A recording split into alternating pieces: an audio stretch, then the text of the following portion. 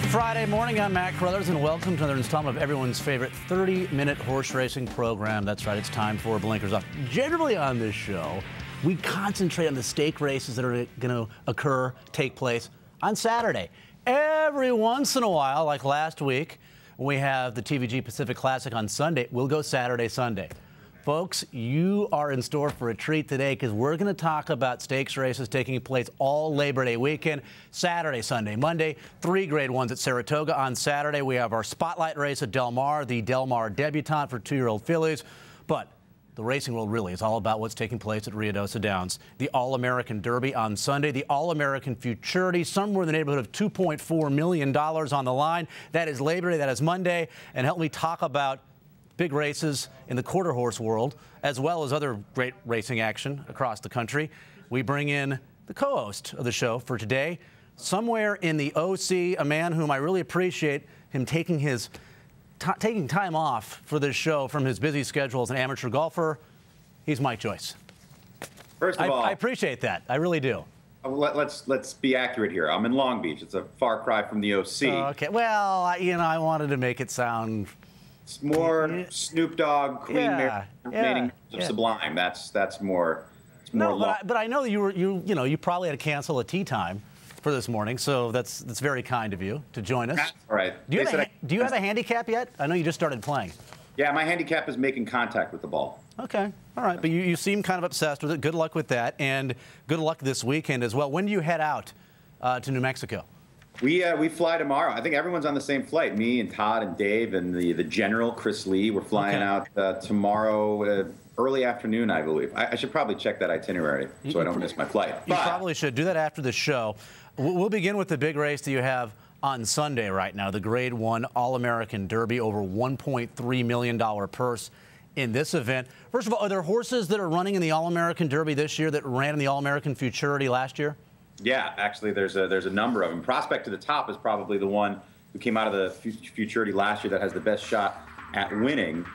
This race is really, it's all about Cold Cash 1, 2, 3. Cold Cash 1, 2, 3, to me, is probably the front runner to be world champion quarter horse. I think if he wins here, and this is the weekend that champions can be made in quarter horse racing.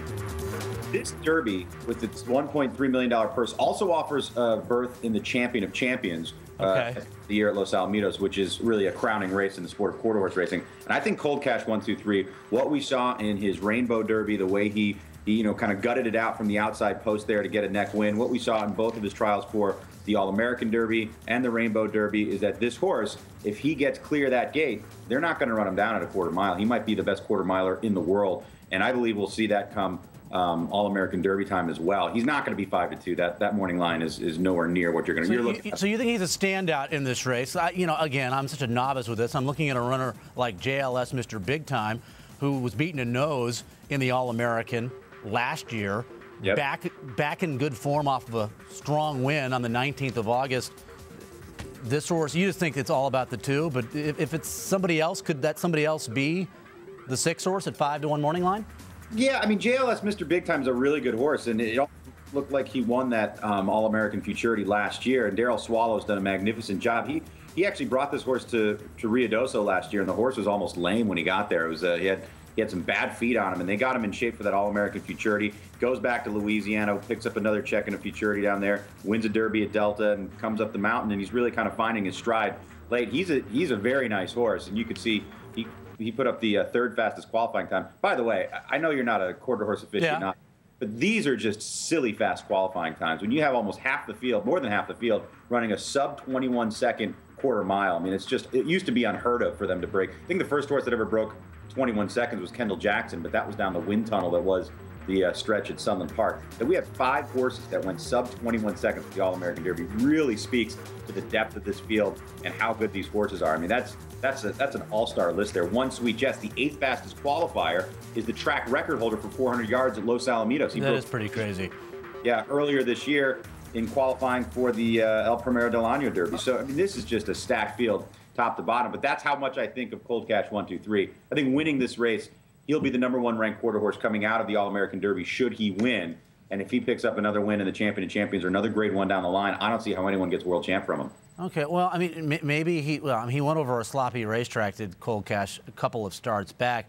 Weather always can be an issue any time of year at Ruidoso Downs, and we're going to take a look at the forecast right now. Again, we're still 3 days removed, but wow, 74 and rain, Mike, on All American Derby Day, and the same thing for the All American. I mean, if it rains that much Sunday, and they're expecting rain on Monday, you're going to have no period of it drying out at all.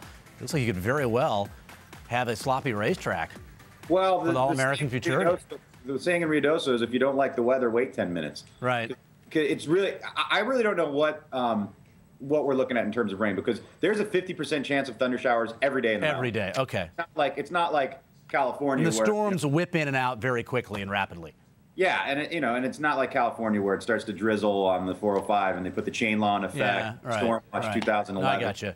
Okay. So it's much different there. So I mean, it could be scattered thunder showers. It could rain in the morning. It could clear up for the race. It could rain after the race. You could have 4 or 5 different storms in and out in the afternoon, and you really don't know. If it's raining all day, I mean, we've seen that in years past where, it almost washed the track away a couple of years ago. It's just part of the game out there. But I think with what he did in the Rainbow Derby, it doesn't hurt Cold Cash 1-2-3's chances. He doesn't really like a wet track necessarily, but he's such a good quarter miler, and the longer that race goes, the tougher he is to catch. His problem's been the gate. I mean, he doesn't get out of the gate, and he costs himself those races. And even those races where he costs himself a length, he still sometimes wins.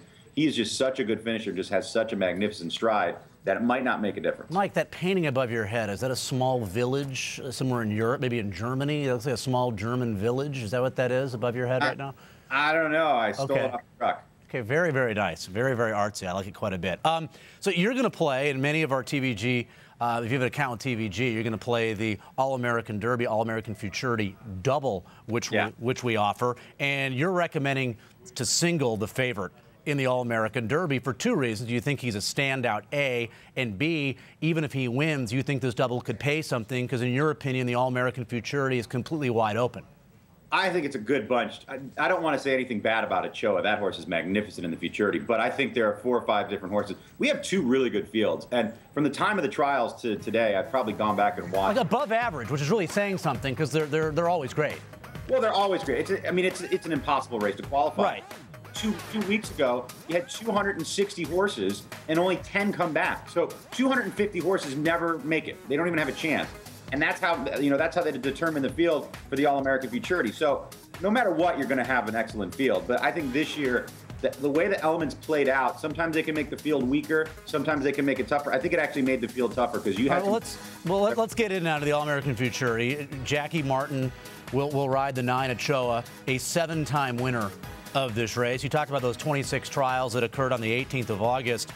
Ochoa was in trial 14 and won by a half length in that trial, so he's the deserved favorite. Well, and I love the move that Sleepy Gilbreth. I mean, this is a Hall of Fame connection here. Johnny T.L. Jones, the owner, Sleepy Gilbreth, the trainer, and Jackie Martin, the jockey. This is old school Ruidoso quarter horse racing. They had Ochoa in the Ruidoso Futurity, and they skipped the Rainbow. That's like, running in the Derby and then skipping the Preakness because you think you got a shot at the Belmont. Not only do they have a shot in the All-American, they're the fastest qualifier, and this was a very deliberate, and you got to be patient because you're basically not running all summer long. You go up there from Memorial Day to Labor Day is the only race dates that they have at Ruidoso. Were the trials fair? By that I mean was trial 14 under the similar conditions as trial 4, as trial 19? Was it fairly fair? It was not. No, there's two angles that I'm going to really look at with the way the trials were playing that day. With that Big Daddy Cartel is the only horse to qualify from the first 8 trials. He was the only one who had a time good enough to hold up after the track changed. The weather was coming in and out. We had a good track in the beginning of the day. They had to seal it. They opened it back up. They had to seal it. And it was a sloppy track by the end of the day. So Big Daddy Cartel is the only horse out of 100 in the first 9 trials, or out of 90 in the first 9 trials, or first 8 trials that qualified. And then Jess Cuervo runs the only qualifying race. I mean, 2 horses come out of that race, but Jess Cuervo, that 25th trial, was the only qualifying trial out of the last 10. So you went from trial 16 to 26, and only 1 race provided a qualifier, and it provided 2 with Jess Cuervo. And Jess Cuervo, I mean, you can see in the backtrack, he's a real nice animal. And he was on the lead in that Rainbow Futurity. He kind of for him to do what he did during that period of the day was pretty remarkable. Yeah, and I mean, I've gone back and forth. I came out of the trials thinking Big Daddy Cartel was my horse, and I think now I'm starting to zero in on Jess Cuervo. What about Blaine Wood? He's got 3 in here. Denver Pass, the 1, Lethal Volt, the 5, and Just Send Me, the 7. That's pretty amazing, isn't it? Blaine Wood, 3 horses in this race? Blaine Wood is, I mean, he's one of the top-notch trainers in quarter horse racing year in and year out. He's had an up and down year, and it always seems like he has an up and down year because he has, horses that are going well, and then he lost the best 2-year-old we saw this year, Valiant War Hero. Horse looked like, an absolute monster, and they lost him to colic, unfortunately, earlier in the year. And, here he is with 3 qualifiers. Blaine Wood, though, if you watch what he does and his son, Trey Wood, year in and year out, they're, qualifying to every big race. It's more of a story if they don't. And I think his sleeper is Just Send Me. I actually have to give credit. I never thought I would do this on the air when it comes to quarter horse racing. I actually have to give credit to Brian Martinez. No, you don't. No, you really don't have to. He pointed out, he goes, Just Send Me looked really good in his trial. And one of our producers, for those of you at home. Just Brian Martinez. And I was like, well, I'll check it out. And I went back and I watched that trial for Just Send Me. And you know what? That's a horse who really goes out and grabs the ground. Really? And he loves a quarter mile. So okay, give B-Mart a little love. I like that.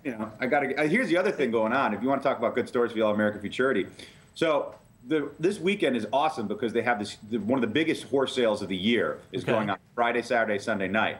Half of the horses in this field, more than half, have come out of that sale.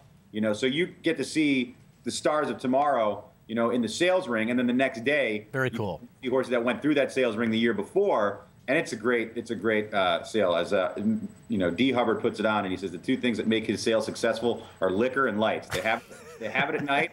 Everybody who's been on horses sees a drink in their hand, and they've got the whole auction arena lit so people can see who they're bidding against, and it gets real personal. I mean, it's pretty Western out there. I'll use that line for my next party that I have. I want your selection, the All American, and it seems like every year there are like some incredible storylines in this race. So give me your selection and give me kind of the sentimental horse that you're looking for in this race. It's hard to make the fastest qualifier your sentimental horse, but Sleepy Gilbreth is only the 3rd trainer in the history of quarter horse racing to have the fastest qualifier to both the All American Derby and the All American Futurity. He's going to try to pull off that double. That's nearly impossible. And Ochoa is those old school connections: Johnny T.L. Jones, Jackie Martin, and Sleepy Gilbreth. It's a throwback All American this year. I think that's the dominant story, and it's going to be a sentimental one. Unfortunately, I'm not going to use Ochoa on my ticket because I think really. Oh, there you'll be listening to a lot of country music though over the next couple of days, which is very nice. So I think we have your ticket, your All American Derby future. There it is. So you are singling cold cash 1, 2, 3, and then you're using 4 in the All American Futurity. I talked about Jess Cuervo, Big Daddy Cartel. Just Send Me for Blaine Wood because he looked real impressive. But a lot of love for Robin. John Bassett has a knack for finding the winner's circle when there's $1 million purses on the line. He's won the All American Futurity twice. He's looking for his 3rd win. And a lot of love for Robin. Was second to Ochoa in that fastest qualifier. And I don't think you can leave this horse. You're using Paul Jones too. It looks. Yeah, Big Daddy Cartel. You got to use him. Because Paul Jones has won this race 3 times, and he's looking for his 4th. And you can never leave Paul Jones out of anything. I mean, the guy's just such a dominant force. All right, Mike. We thank you for the insight, and we look forward to these great races Sunday and Monday. You're not going anywhere though. You're going to help me out with some racing from Saratoga and Del Mar. Unfortunately, I have to take a look at picks recaps. I've been saying that a lot over the last month. Unfortunately, we have to take a look at the picks recaps. We hold ourselves accountable on this program. I need Crown of Thorns for a little size personally. Did not run again. Mediocre 3rd. Roma Kaka, good position mid-stretch. Ended up running 3rd. Let's see, AZ Warrior didn't run well. Funny Sonny ran worse for Bob Hess and Kent DeSarmo. Hilda's Passion did win by a mile. The Ballerina. Gate to wire by about 9. Run flat out. Dominus, mediocre performances, and which was a great race. The King's Bishop. And wow, we couldn't have been any worse in the Travers with Coyle and Raison d'Etat. Schofield Barracks, Disease, Kate's Event was worse. At least I had a winner, 43.80 negative right now as we move into September. And I better do some damage this weekend since I'm off the next 2 weeks. We'll find out how we do. At least we'll go over the racing. 3 grade ones at Saratoga we'll begin to discuss in a moment.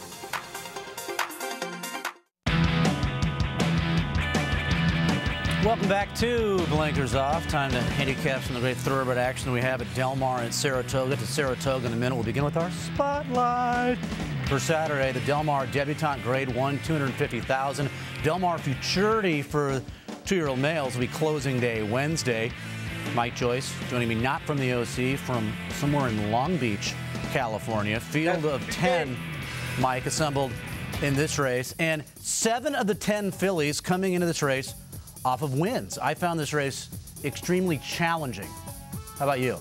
And this is a great race to get excited about in the Del Mar Debutante. I mean, you look at, there's any number of horses that could be any kind of animal going forward, which is what you come to expect from this race and from the 2-year-old scene at Del Mar. But there's a lot of horses in here that are fit either to take another step up, horses making their second career start, or they're just on the improve. And of course, a win in the Debutante means you're looking on to go to the Breeders' Cup Juvenile Fillies.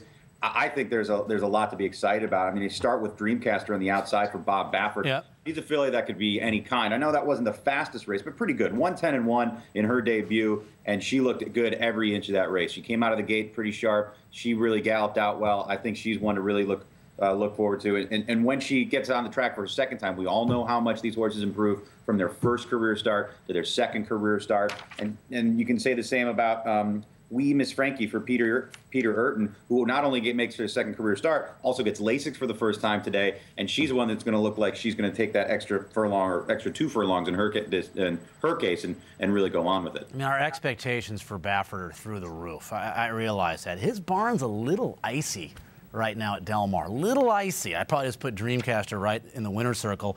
Woebegone to me is interesting. She looks so good, breaking her maiden in her debut at Hollywood. Then she really no excuse as to why she ran so poorly as your even money favorite in the Land of Luce. She was, put away by Mighty Caroline in that race on the front end. It sounds like you might be going Dreamcaster in this race. Is that your selection, Mike? No, I mean, that's where I'm starting. I'm actually going to go Silent Saga. Okay. Number there. But back to Woebegone, Peter Miller actually said the reason Woebegone didn't run well is because he ran her back too fast. He didn't. That was a great move to take put the blinkers off. Yeah, and so he's going to take the blinkers off. But I like Silent Saga, and what's not to like with this effort at 5.5 furlongs? She is just absolutely under wraps here. Victor Espinosa has her gear down. That was obviously a maiden score that they knew they were going to be going on to the Debutante. They knew that they had it, or at least going on to bigger and better things than that. I think, I don't know how much better she has to run than that to win. I mean, I think that effort she showed in her maiden, it's not like she had to take that next leap forward to be competitive in this field. She was pretty impressive that day. So I think she's a filly that you can probably get a little bit of a price on because of the money that's going to be going elsewhere. And it's kind of a weird selection for me because I'm basing it on 2 factors I normally could care less about. The way a horse looks visually and the way they're training, at least from what I hear the reports. But I'm doing that here with Wee Miss Frankie. I thought visually she looked phenomenal winning her debut. I get that Closers did very well opening day and that Love My Way was in the same position, career start number 2, and also ran 3rd. But I really like the way she won from off the pace in her debut. And from what I hear, the reports, I mean, she is training absolutely great. So the way she's training, the way she finished in her debut, I think she's going to run better. I think she gets pace to run at. So I like Wee Miss Frankie to win the Grade 1 Del Mar Debutante, our spotlight race for Saturday. Also had the Windy Sands on Saturday at Del Mar. Be race number 6, field of 8 in this race. Interesting race here. I mean, you have horses like Chocolate Candy, who haven't won a race in over 2.5 years. You have Shediac on the outside, who I've had a terrible Del Mar, but my highlight was this horse in his last start at 11-1. He had a horrendous trip, and he still won with Pat Valenzuela. And then, I mean, I ended up with Kelvar Kid in this race, Mike. I know this horse isn't going to be much of a price, but I thought he ran a very good second in San Diego. Closers were doing well that day. Tres Barachos came from off the pace to win. Tres Barachos didn't run very well in the TVG Pacific Classic, finishing 6th out of this win. But this is a tough racehorse who's really sharp right now. The blinkers have made all the difference in the world, and I think he probably clears this field. Yeah, and you look at, he's won 2 of his last 4 starts, and the horses that have beat him are Tres Barachos and First Dude. So he is about as in good a form as he's ever been in his career, and I don't see why you don't just keep riding that train. I'm with you on Kevlar Kid. I think it's a must-use for me in the Windy Sands, but I'm going to go a different direction. I'm going to go preamble. Okay. Think fast. Give me a document other than the Constitution of the United States that has a preamble. Other than the document? Well, I know in college, the Pi Kappa Alpha, we had a preamble. I know that Oh. for sure. Yeah. So the Constitution and your frat house rules to live by. Right. Yeah. But preamble, Richard Mandel, obviously, he's got his eyes on the Goodwood. This is the first try for preamble against Stakes Company, and I just think he's going a little too well. I think he catch this horse on the way up, and he's going to be the horse to beat in the Windy Sands. I can see it. I liked his debut. His first start at Del Mar. It was his first race in 4 months. You talk about how he's lightly raced, and he can stay close early. He can stay close early, so I think that's key for him. I think it's a good selection you have there. Grade 1 Personal Ensign at Saratoga, 3 grade 1s, 1.25 miles in this race, and we need to begin with Ask the Moon, who beat the majority of this field in the grade 1 Ruffian at 18-1, went fast early. Not only did she not stop mid-stretch, she continued to pull away. I mean, she's clearly the horse to beat off of that performance, right? Well, not only that, but that Ruffian, if you remember, had a ton of speed on paper. It looked like there was going to be 4 or 5 horses out there, and she just absolutely ran them off their feet. And when the real running started, everyone stopped. I don't see why she wouldn't be tougher here. It is 1.25 miles, but I'm going to take a swing against, because that was the time to get her at 18-1. You can't take her back here at 2-1. It's just not going to be a good bet. So I'm going to go with Patch Attack. The only question for Patch Attack is whether this horse is going to handle the dirt. Never been on it. On that work yesterday said this horse was just skipping over the dirt and loved it. So I think this mare, I know it was a disappointing effort in the Beverly D. That was a yielding turf course, but she's going to love going 1.25 miles. And I think, it's better going from turf and synthetic to dirt than the other way around when you go from synthetic or from dirt back to synthetic. I like this mare a lot, and you're going to get a price. Obviously, Shug McGahee trained the great Personal Ensign. Shug McGahee's won this race 4 times. He beat Rachel Alexander with persistently last year. He has Protesting who can win, but I ended up with Acronym, Tactical Speed, Bill Mott mare who ran second to another Bill Mott horse in her last start. I think she's going to run a big race, 6-1 morning line. We move on to the grade 1 4-go at 7 furlongs. The 2 is Sydney's Candy, who looked good in the 4-star Dave, although 30 cents in the dollar, got loose in the front end. What do you make of Sydney's Candy back on dirt? He ran great over dirt, obviously, in the Sir Beaufort at Santa Anita back in December. I find it amazing that as fast as Sydney's Candy is, this is the first time he's sprinted since winning the San Vicente in February of 2010. Yep. Such a fast horse. You would have thought there would have been a couple more sprints sprinkled in there, but they keep going along with him. Who knows? Maybe going back to 7 furlongs is just what this horse wants. He's going to be really tough in there. I don't think you can dismiss his chances. He's going to be really good. I'm going to go a different angle, though. I'm going to go with Regal Ransom on the turnback. I think Regal Ransom's best game is going to be at 7 furlongs. He's gone 7 furlongs twice. He's run 2 great races. I'm not going to get too bent out of shape with that Stephen Foster, because he went out there and set the pace, and who cares what he got beaten by when he was done. But I think Regal Ransom here on the turnback. You go back to his last 6.5 furlong race, that Sir Shackleton, that was a pretty nice effort. Yep. Captain Man. He really didn't get clear in time. I think if he got clear earlier in the stretch in that race, he would have gone and won. I'm going to go with Jersey Town. He ran second off an 8-month left to a horse that freaked from the Peter Walderbarn named Forrest Freeze in his last start. They went 7-3 at Monmouth in that race. 2 starts back, he wins the Cigar Mile, beats Haynesfield, second to Bourbon, 3 starts back in the Bold Ruler at 7 furlongs. I look for Jersey Town to really move forward. Second start off of a long layoff. And now we get to the Woodward, grade 1, $750,000. And Havre de Grace taking on the boys for the first time. We all know what Rachel Alexander did in this race 2 years ago. Do you think Havre de Grace is going to beat the boys the way Rachel was able to do it 2 years ago? I think this is a better field this year than the field that Rachel defeated in 2009. Yeah, and I think the story of Havre de Grace is going to be getting her some play that maybe she doesn't deserve. I don't like her as an 8-5 favorite. She could win without a doubt, but I don't think you can bet her at that. I'm going to go to flat out. If Havre de Grace wasn't in this race, flat out would be 6-5. And because of her being in there, and I don't think she's capable of beating the boys in this field, I think you're going to get a much better price. You're going to bet twice the price on what flat out is going to be versus what he should be against this field. And because of that, I think I got to make him my play. He's the horse to beat. I mean, his effort in the Suburban was sensational. Then he came back and ran second in the Whitney. Tisway freaked that day. Speed did well. He came from off the pace. He had some trouble to run second. I almost went with Rule in this race, Mike, because he's a good racehorse who likes to win, is going to be a price, and I don't see a lot of pace in this race. He might be able to get away.